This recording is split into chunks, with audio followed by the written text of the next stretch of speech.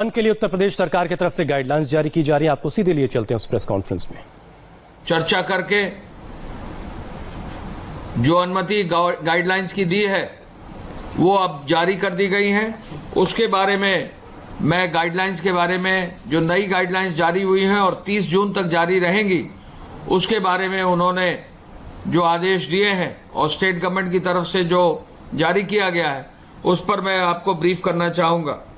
जैसा आपको सबको विदित है कि 8 जून से जो धार्मिक स्थल हैं और पूजा स्थल हैं उनको खोला जाएगा। होटल, रेस्टोरेंट और अतिथि सत्कार की जो सेवाएं हैं वो भी 8 जून से खुलेंगी और शॉपिंग मॉल्स भी 8 जून से खुलेंगे।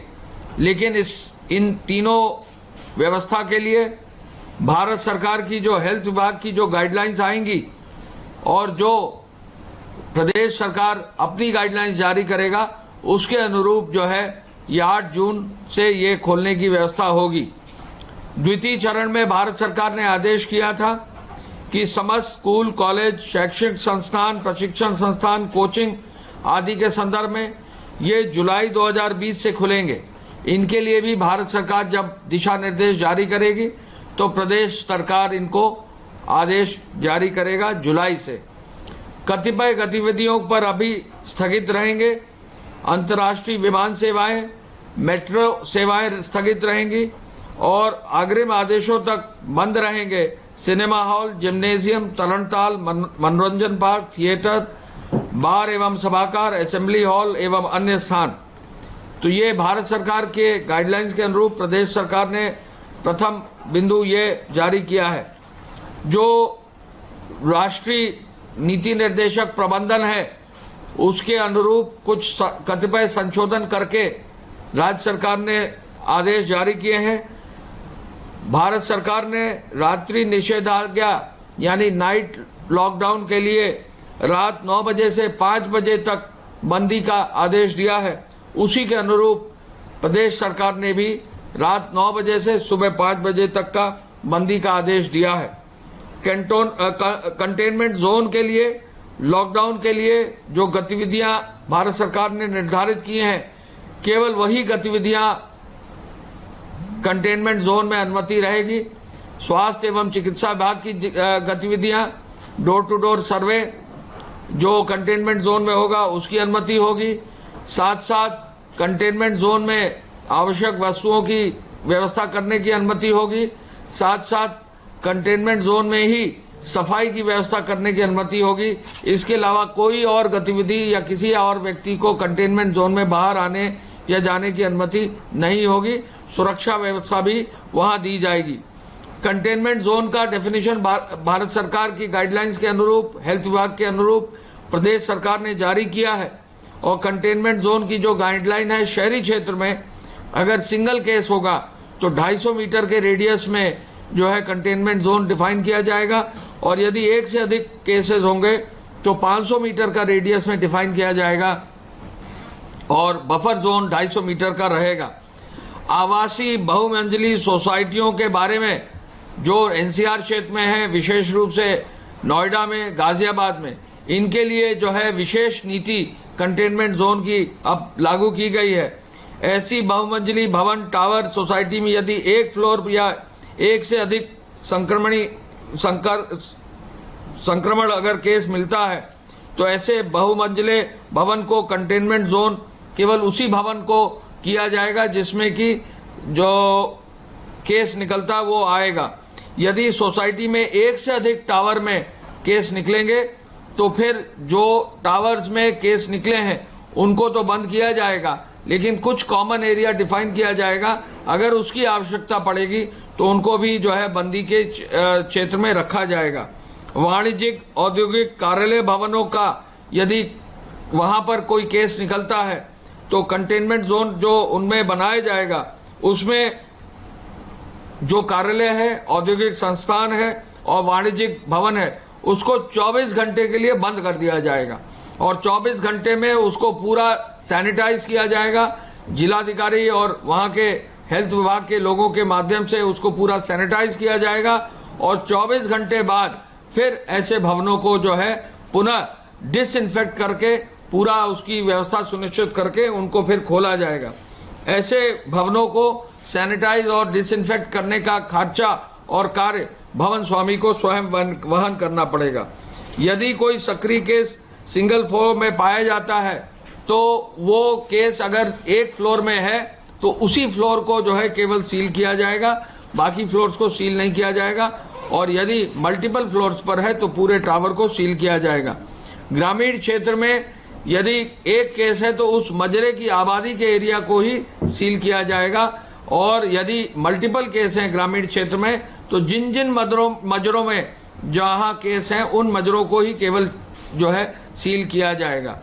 इसके अलावा राज्य सरकार ने गौतम बुद्ध नगर और गाजियाबाद के एनसीआर क्षेत्र के लिए ये आदेश किए हैं कि एनसीआर क्षेत्र में जो वहां के लोक स्वास्थ्य हित की व्यवस्था है उसको सुनिश्चित करने के लिए वहां का जिला प्रशासन, वहां की पुलिस और वहां के हेल्थ डिपार्टमेंट के लोग जो भी अधिकारी जिम्मेदार हैं वो मिलकर पूरी व्यवस्था ऐसी बनाएंगे जिससे एनसीआर क्षेत्र में हमारा जो स्वास्थ्य की व्यवस्था है वो मजबूती से लागू रह सके। यानी नोएडा में, गाजियाबाद में, वहां पर जो भी प्रतिबंध लगाने हैं, जो भी व्यवस्था बनानी है, पासेस की व्यवस्था बनानी है, जो भी अन्य कार्रवाई सुनिश्चित करनी है, वो भारत सरकार की गाइडलाइंस को देखते हुए जो प्रतिबंध स्थानीय स्तर पर लगाने हैं वो नोएडा और गाजियाबाद के जिला प्रशासन, वहां के वरिष्ठ पुलिस के अधिकारी एवं वहां के वरिष्ठ जो है चिकित्सा विभाग के अधिकारी देंगे। ऐसा राज्य सरकार ने, प्रदेश सरकार ने, उत्तर प्रदेश सरकार ने निश्चित किया है। समस्त कार्यालयों के लिए आदेश अब ये है कि 100% अटेंडेंस होगी, लेकिन जो भी कार्यालय हैं उनमें 3 चरण में जो है कार्यालय खुलेंगे, यानी 3 पालियों में कार्यालय खुलेंगे। पहली पाली जो है वो सुबह 9 से 5 बजे की होगी, दूसरी पारी जो है 10 बजे से 6 बजे की होगी और तीसरी पारी जो है 11 बजे से शाम 7 बजे की होगी। यानी सोशल डिस्टेंसिंग फॉलो करके, मास्क का इस्तेमाल करके, सैनिटाइजर्स का इस्तेमाल करके, जहां भी आवश्यकता होगी तो वहां थर्मल स्कैनिंग सुनिश्चित करते हुए कार्यालयों को खोला जा सकेगा। लेकिन 100% अटेंडेंस जो है सरकारी कार्यालयों की सुनिश्चित की जाएगी। सभी प्रकार की औद्योगिक गतिविधियों को अनुमति दी गई है। औद्योगिक गतिविधि चालू करने के लिए औद्योगिक इकाइयों में thermal scanning, sanitisation, face mask, face cover और सोशल डिस्टेंसिंग का तो पालन होगा ही होगा, लेकिन उद्योगों को एक छूट ये दी गई है कि रात्रि शिफ्ट जहां उद्योगों की चलाई जाती है तो रात्रि शिफ्ट में वहां सुरक्षित साधन यानी बस आदि की व्यवस्था यदि वहां के स्टाफ के लिए की जाती है तो रात्रि शिफ्ट की भी अनुमति रहेगी। पूरे प्रदेश में दुकानों को खोलने के लिए दुकानदारों को की व्यवस्था ये दी गई है कि वो फेस कवर, मास्क और ग्लव्स का भी इस्तेमाल करें। दुकानदार ग्लव्स का इस्तेमाल करें और साथ साथ सैनिटाइजर की व्यवस्था प्रत्येक दुकान में रहे। और स्थानीय स्तर पर हर जनपद में जिलाधिकारी, जिला प्रशासन को ये आदेश दिया है कि वो वहां के व्यापार मंडल के वरिष्ठ लोगों के साथ, वहां के सभी जनप्रतिनिधियों के साथ बैठकर हर जिले में कैसे दुकानें खुलेंगी ये व्यवस्था सुनिश्चित करने का निर्देश दिया गया है। बाजार जो भी है, समस्त बाजार वो सुबह 9 बजे से रात्रि 9 बजे तक खुलेंगे, यानी बाजारों को खोलने की व्यवस्था की गई है। और बाजारों में सोशल डिस्टेंसिंग का पालन जरूर हो, इसलिए समय बढ़ा दिया गया है, क्योंकि कम समय अगर बाजार खुलती हैं तो भीड़ ज़्यादा होती है। बाजारों को स्प्रेड किया गया है और सुबह 9 बजे से रात 9 बजे तक मुख्यमंत्री जी ने कहा है कि बाजारों को अब खोल दिया जाए भारत सरकार की गाइडलाइंस के अनुरूप। सुपर मार्केट खोलने का भी निर्देश मुख्यमंत्री जी ने दिया है। यदि कोई सुपर मार्केट है या कोई मार्केट ऐसी है जिसमें कई दुकानें हैं तो उनको जो है खोलने का, सुपर मार्केट सिंगल ब्रांड की अगर सुपर मार्केट है तो उनको खोलने का निर्देश उन्होंने दिया है। उस पर भी सोशल डिस्टेंसिंग, मास्क और ग्लव और सैनिटाइजेशन करने की व्यवस्था है।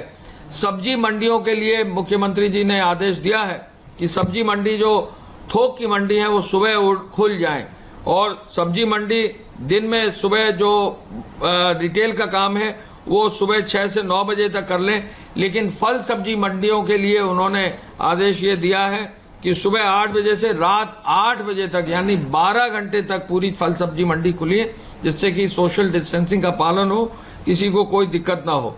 साप्ताहिक मंडियों को खोलने के लिए शहरों में मनाही है। ग्रामीण क्षेत्रों में सोशल डिस्टेंसिंग के साथ खोली जाएंगी। मिठाई की दुकान खोलने का निर्देश पहले ही था, लेकिन वहां बैठकर खाने की व्यवस्था नहीं होगी। बारात घर खोलने की अनुमति राज्य सरकार ने दे दी है, लेकिन बारात घर खोलने की अनुमति इस शर्त के साथ है कि अनुमति पहले ली जाएगी और 30 लोगों तक ही सीमित किया जाएगा। यानी बारात घर में, शादी घर में 30 लोगों से ज्यादा नहीं होंगे। बारात घर में एक विशेष रूप से निर्देश मुख्यमंत्री जी ने दिया है, कोई भी असला लेकर किसी भी बारात घर में नहीं आएगा। शादी ब्याह में कोई भी अगर हवाई फायरिंग या हर्ष फायरिंग कहीं करता है, बहुत सख्त कार्रवाई करने का उन्होंने निर्देश दिया है। इस शर्त के साथ की अनुमति रहेगी, इस शर्त के साथ 30 लोगों से ज्यादा नहीं होंगे और ये शर्त भी लगाई जाएगी कोई असला लेकर नहीं आएगा तो बारात घर और शादी घर खोलने की अनुमति दी गई है। स्ट्रीट वेंडर और पटरी व्यवसायियों के लिए जो है विशेष व्यवस्था करते हुए ओपन स्पेसेस में उनको ग्लव्स, फेस मास्क और सैनिटाइजर के साथ खोलने की अनुमति है। राज्य सरकार ने सैलून, ब्यूटी पार्लर के लिए विशेष आदेश दिए हैं कि वो भी सोशल डिस्टेंसिंग के साथ खोले जाएंगे, लेकिन जो वहां पर काम करने वाले लोग हैं उनको फेस मास्क का इस्तेमाल करना होगा और कोई भी टॉवल या कोई भी कपड़े का इस्तेमाल बार बार नहीं कर सकेंगे। यदि कोई कपड़ा या टॉवल का इस्तेमाल करते हैं तो उसको वन टाइम ही इस्तेमाल कर सकते हैं, या तो वो डिस्पोजेबल सामान का इस्तेमाल करें, कोई भी चीज का रीयूज ना करें। सैलून और ब्यूटी पार्लर और बार्बर शॉप्स में ये विशेष निर्देश राज्य सरकार के हैं, जिससे कि संक्रमण से कहीं ना कहीं बचा जा सके। नर्सिंग होम और प्राइवेट अस्पतालों की इमरजेंसी की और ओपीडी की जो है छूट इस शर्त के साथ है कि प्रदेश सरकार में और जनपद स्तर पर जो स्वास्थ्य विभाग की अनुमति है उसके साथ वो चालू कर रखेंगे। एक विशेष निर्देश मुख्यमंत्री जी ने दिया है कि यदि किसी राजस्व ग्राम में या मजरे में जो है कंटेनमेंट जोन बन जाता है तो वहां यदि कृषि कार्य होना है, यानी खेत होने, और चूंकि अभी बुआई का मौसम है और अभी जल्दी बुआई जो है होने वाली है, अभी जो है आगे किसी न किसी रूप में कोई ना कोई फसल जो है आगे लगेगी, तो ऐसे में जो उसका कृषि कार्य है किसानों का इफेक्ट ना हो, तो कृषि कार्य करने की विशेष रूप से अनुमति रहेगी। तो उत्तर प्रदेश में कौन कौन सी राहतें दी गई और क्या क्या पाबंदियां जारी रहेंगी? आप राज्य के अंदर या राज्य के बाहर जाने वाले सभी व्यक्तियों को माल को आने की जाने की पूरी अनुमति होगी, उसमें कोई शर्त नहीं होगी, कोई ई पास लेने की जरूरत अब नहीं होगी। श्रमिक ट्रेनों के आवागमन के लिए पूरी व्यवस्था होगी। आपको मालूम है कि उत्तर प्रदेश सरकार में सबसे अधिक श्रमिक ट्रेनें पूरे देश में आई हैं और आज अब तक लगभग 1567 ट्रेनें जो है प्रदेश ने अपने यहाँ श्रमिक ट्रेनों की चलाकर अपने यहाँ के श्रमिक और कामगारों को अपने घर सुरक्षित लाया है। तो श्रमिक ट्रेनों की अनुमति होगी।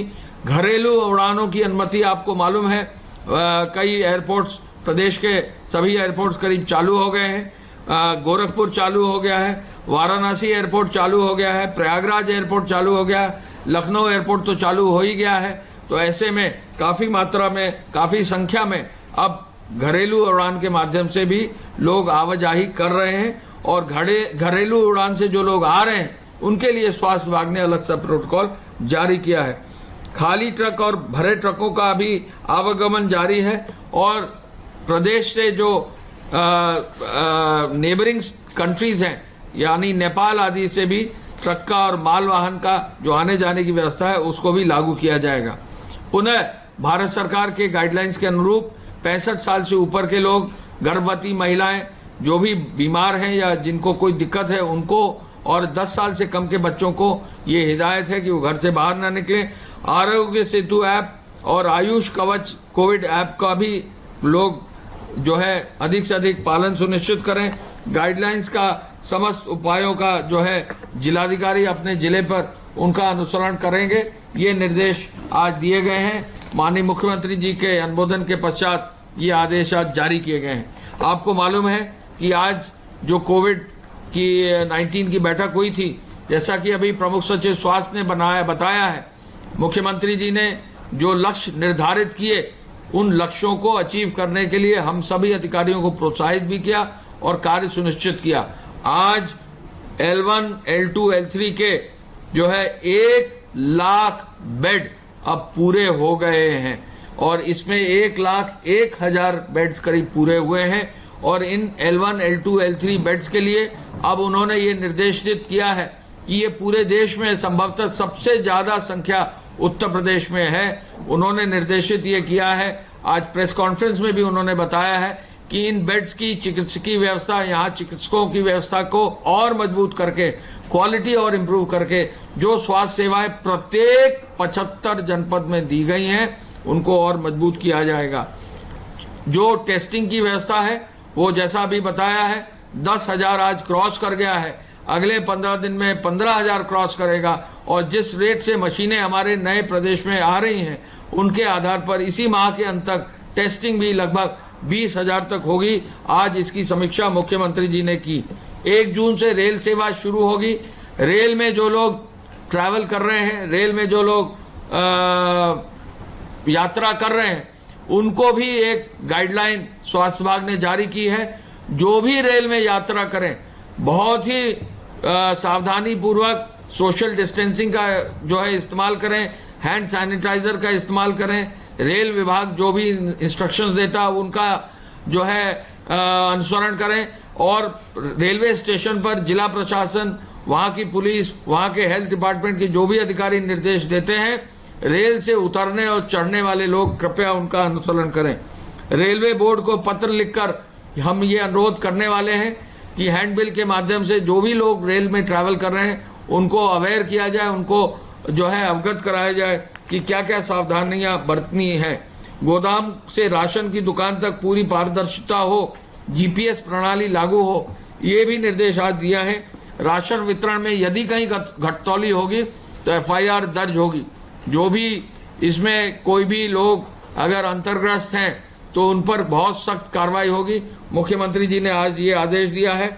आकाशीय बिजली से कैसे बचा जाए, आज जो है एनडीएमए के जो वाइस चेयरमैन हैं उनको आज बुलाकर ये कहा है कि तकनीक का इस्तेमाल करके अगर फोरवार्निंग दे दी जाए, यानी पहले से सूचना दे दी जाए कि लोग घर के अंदर रहें, तो काफी संख्या में जो लोग बाहर निकल जाते हैं और आकाशीय बिजली का जो है उन पर प्रकोप रहता है तो उनसे बचा जाए। किस तरह से तकनीक का इस्तेमाल हो, ये निर्देश आज हमारे जो एसडीएमए हैं, स्टेट डिजास्टर मैनेजमेंट अथॉरिटी, उसके जो वाइस चेयरमैन साहब हैं उनको आज निर्देश उन्होंने मुख्यमंत्री जी ने उनको और राजस्व विभाग को ये निर्देश दिए हैं। इस संबंध में राज्य आपदा प्रबंधन प्राधिकरण को उन्होंने ये भी आदेश दिया है कि पूरी वो कार्य योजना तैयार करें। ग्राम प्रधानों को अपनी निधि से आर्थिक सहायता देने का कल माननीय मुख्यमंत्री जी ने घोषणा की है और आदेश दिया है पंचायती राज विभाग को कि बहुत ही जल्दी इसका जो है शासनादेश जारी करके हर गांव में निराश्रित लोगों के लिए व्यवस्था करने का निर्देश उन्होंने दिया है। कोविड हॉस्पिटल में संवाद बनाए जाने हेतु कोविड हॉस्पिटल में जो पेशेंट्स हैं उनसे संवाद बनाने के लिए भी जो है आज मुख्यमंत्री जी ने दोनों हमारे प्रमुख सचिवों को आदेश दिया है। मैं पुनः इस अवसर पर बताना चाहूंगा कि श्रमिक स्पेशल ट्रेन हमारे प्रदेश में आने का सिलसिला जारी है और आज 1567 ट्रेन आ चुकी हैं। आज लगभग 15 ट्रेनें और आएंगी, जिसको मिलाकर 1636 ट्रेन जो है लगभग हमारी कुल हो जाएंगी अगले 2 दिन में। तो काफी संख्या में ट्रेन जो आ चुकी हैं उनका लाभ हमारे सभी श्रमिक और कामगार ले रहे हैं। तो आप सुन रहे थे उत्तर प्रदेश में क्या क्या अब सुविधाएं और खोली जा रही हैं। अब ई पास की जरूरत नहीं है यूपी आने के लिए। इसके अलावा स्पोर्ट्स फैसिलिटीज के तहत स्टेडियम्स को खोलने का फैसला कर लिया गया, लेकिन दर्शक नहीं होंगे। इसके अलावा फिलहाल सिनेमा हॉल और एंटरटेनमेंट पार्क्स जो हैं वो बंद रहेंगे। ऐसे ही जिम्स और स्विमिंग पूल ये भी फिलहाल बंद रहेंगे। तो मोटे तौर पर जो कल अनलॉक 1 की गाइडलाइंस केंद्र सरकार ने जारी की हैं, उसी तर्ज पर उत्तर प्रदेश ने अब अपने यहां इसकी रूपरेखा तैयार की है। 8 जून से उत्तर प्रदेश में शॉपिंग मॉल्स को खोलने की इजाजत दे दी गई है। होटल और रेस्टोरेंट भी खोलने की इजाजत अब रहेगी। इसके अलावा अगर किसी टावर में, बिल्डिंग में एक फ्लोर पर किसी को कोरोना हो जाता है तो पूरी बिल्डिंग नहीं होगी सील, बल्कि केवल उस फ्लोर को सील किया जाएगा। लेकिन अगर एक से ज्यादा मामले होते हैं तो पूरी बिल्डिंग सील होगी। एक केस हुआ तो कंटेनमेंट जोन का दायरा 250 मीटर होगा और एक से ज्यादा होने पर कंटेनमेंट जोन का दायरा 500 मीटर के आसपास होगा। सरकारी दफ्तरों में अब सभी कर्मचारियों के साथ कामकाज होगा, लेकिन सोशल डिस्टेंसिंग के नियमों के साथ मास्क पहनना सबके लिए बिल्कुल अनिवार्य है। अब 100% अटेंडेंस लेकिन सरकारी दफ्तरों में लगेगी। इसके अलावा फल और सब्जी मंडी सुबह 8 बजे से रात 8 बजे तक खोली जा सकेंगी और बारात घर भी खोलने को मंजूरी दे दी गई है उत्तर प्रदेश में। बारात घर में 30 से ज्यादा लोगों के रुकने पर लेकिन रोक है। पहली संख्या 20 थी, इसको बढ़ाकर के अब 30 कर दिया गया है। साथ ही किसी भी किस्म का हथियार ऐसी जगहों पर ले जाने पर पाबंदी रहेगी।